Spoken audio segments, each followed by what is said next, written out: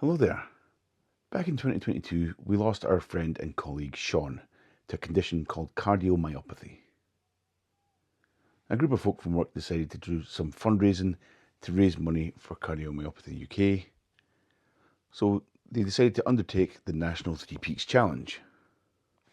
I'll put a link in the description to take you to that fundraising page. We'd really appreciate it if you could support us if you can. The National Three Peaks Challenge involves climbing the highest peaks in Scotland, England and Wales, and we set the target of trying to do that within 24 hours. Climbing the three peaks is a physically demanding challenge, certainly more demanding than I could manage. So I volunteered to drive the team between the peaks. Now to do this in 24 hours, you've got to climb the three peaks up and down and drive the distance in between them, which is around about 462 miles. Ideally, you want to be able to get between the peaks as quickly as possible, so you want something small, light and nimble. Unfortunately, that wasn't the case for us. We had a 7-year-old hired transit minibus. This particular beast had over 100,000 miles on it. It's got 2.2 litre diesel with a 6-speed manual box, and when new, it made 123 horsepower and 258 pound-feet of torque, although it didn't feel like that anymore. So first job, get to work, wait till everyone finished work, reset the trip computers, check the fuel, and get ready to go. Now this first part doesn't count as part of the 3 Peaks challenge. The first part isn't against the clock. This was finish work, get up to Ben Nevis. The 24-hour timer would start as soon as the team started on Ben Nevis.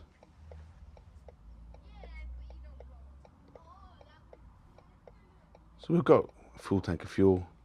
We're showing 450 miles of range. That's plenty for the first 2 stints in this. Time to post our quick photo. Everyone looking happy before we begin.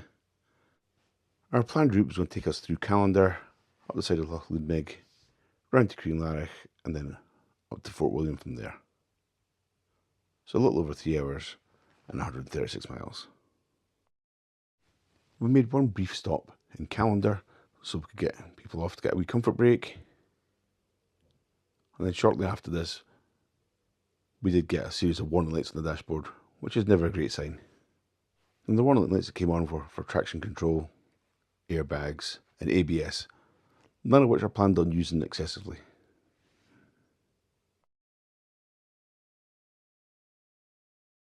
As I said, this part is not on the timer, so it was time to take in some of the nice views up. Nice roads. It was a pleasant day for it. It was nice and warm, sunny, dry. Really enjoyable drive. We did hit one small tailback due to a broken down vehicle just short of Fort William, but we made good time, and it wasn't too long before we were in the car park at the Ben Nevis Visitor Centre.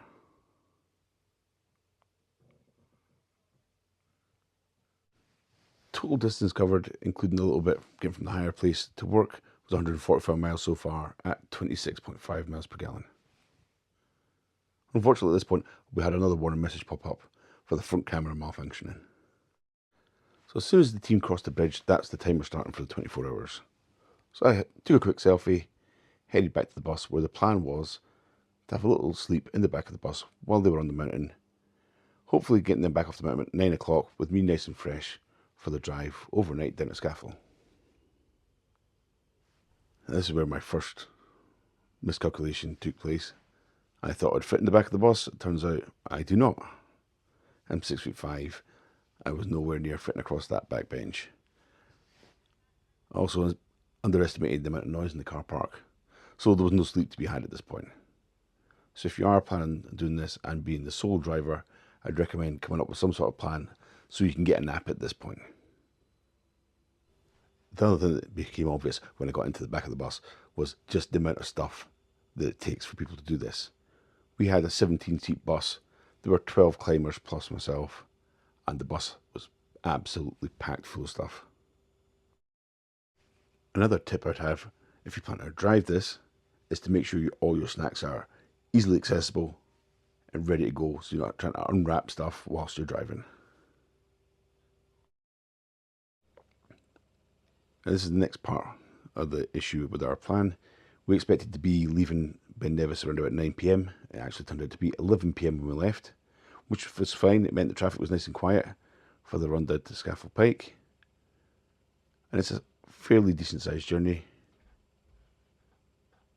The estimated time for that time of night was 5 hours 20 minutes and 261 miles. In order to try and save some time on the journeys in between, the only stop we made this time was a stop just to fill the tank back up, which would mean we didn't have to go looking for fuel until we got down to Wales. So there were no breaks other than the 5-minute fuel stop. And we arrived at Scafell Pike at 4:31 in the morning.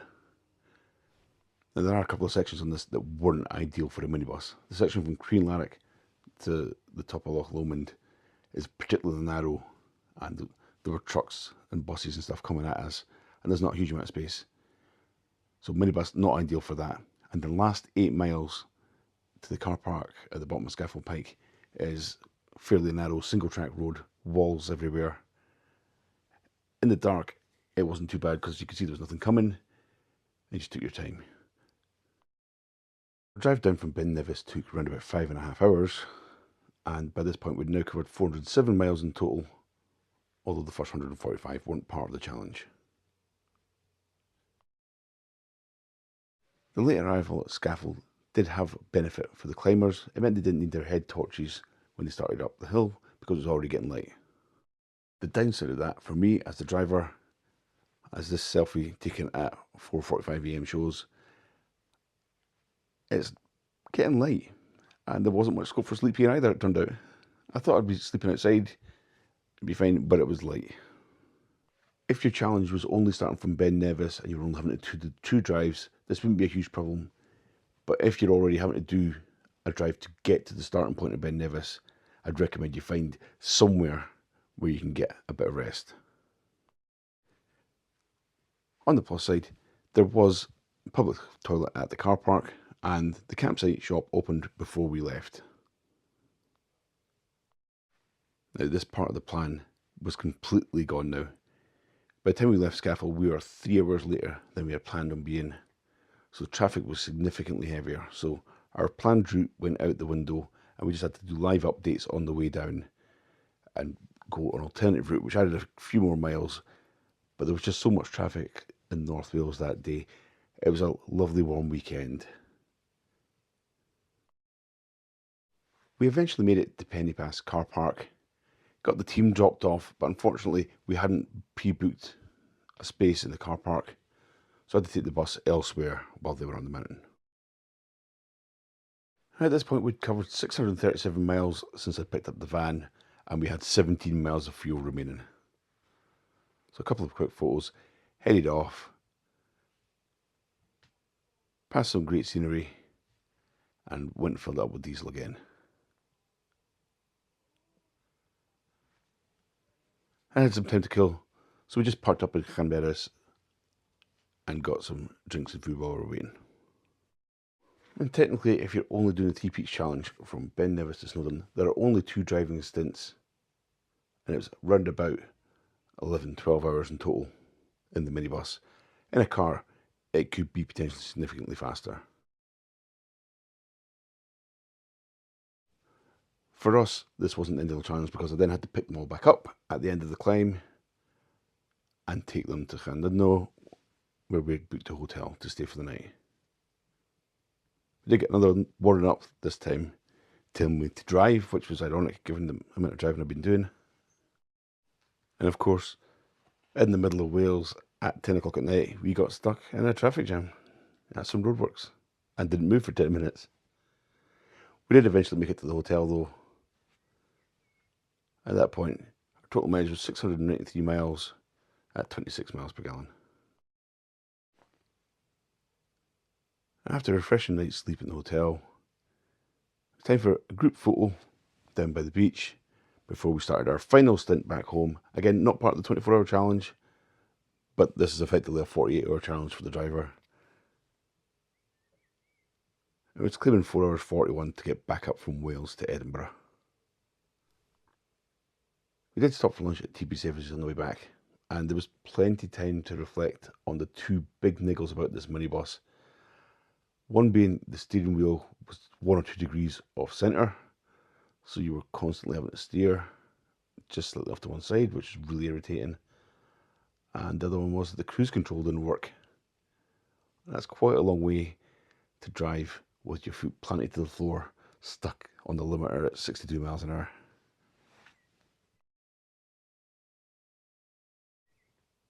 Come back to the starting point where I picked everybody up, and we'd covered 984 miles.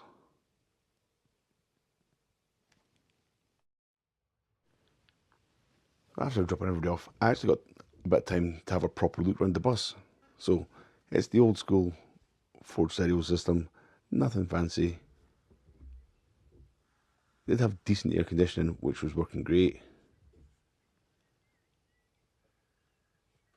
Rear conditioning controls in the front, and the tacho, which was faulty.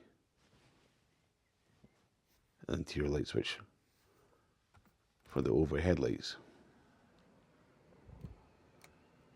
And the air vents and the aircon in the back were actually pretty decent, and it did have overhead lights for everybody. Overhead luggage compartments as well. And every row of seats had an armrest and a cup holder. And all the rear seats did tilt a little bit. So somewhere between a normal airline seat and Ryanair seat. At least there was a little bit of movement.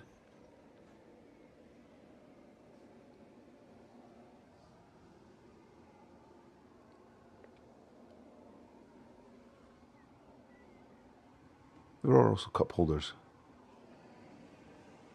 2 for each row of 3 seats. And the emergency exit did a little bit of lighting, so it wasn't completely dark back there. It's been a while since I've hired a minibus. I was quite impressed with the step that popped out when you pulled the door handle and opened the door. I wasn't so impressed that I kept forgetting the damn thing was there and walked into it every 5 minutes. If you are getting a 7-seater for a job like this, be aware there is no space to store stuff other than a tiny little space at the back with my standard North Face bag to gauge the size, and the overhead lockers. We had 12 passengers on the 16 passenger seats, and it was completely crammed. It does look like the rear seats should fold, but they don't. They just kind of tilt a little bit. All in then, over the weekend, around about 23 hours of driving and 1,001 miles. And that was covered at just over 27 miles per gallon, UK miles per gallon. And at the cost of diesel, which in Wales it was £1.55 a litre, that would be around about £260 for the fuel, which is pretty decent given the number of people and the amount of stuff that was hauled up and down the country.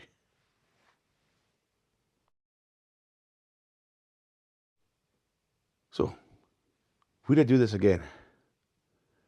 Well, if I was going to do it as a solo driver, I'd prefer not to have to do it in the minibus. And if I was doing it in a minibus, I'd prefer it one with a steering wheel that's straight and some cruise control. It's a long shift. It's a long time to be staying focused. Now, if you did, as I say, start from Ben Nevis and not have to drive there first, that would make things significantly easier because you're only having to do the 2 driving stints. But effectively for me, it was a stint to get to Ben Nevis, the 2 on the actual 24-hour challenge, and then a stint at the end, plus 1 the following day to get back. That's a lot of time driving. If you are organising this, I would make sure you've got a plan A, a plan B, a plan C for all eventualities. Because once the timing starts to go, that's it. Your plan is out the window. Traffic levels change, journey times change, the times that you're going to have to stop change, and it all gets pretty complex. Okay, that's all I've got for you in this video. Thanks for watching. I'm not going to ask you to like and subscribe this time. If you can, please support our fundraising. I'll put a link in the description. Thanks.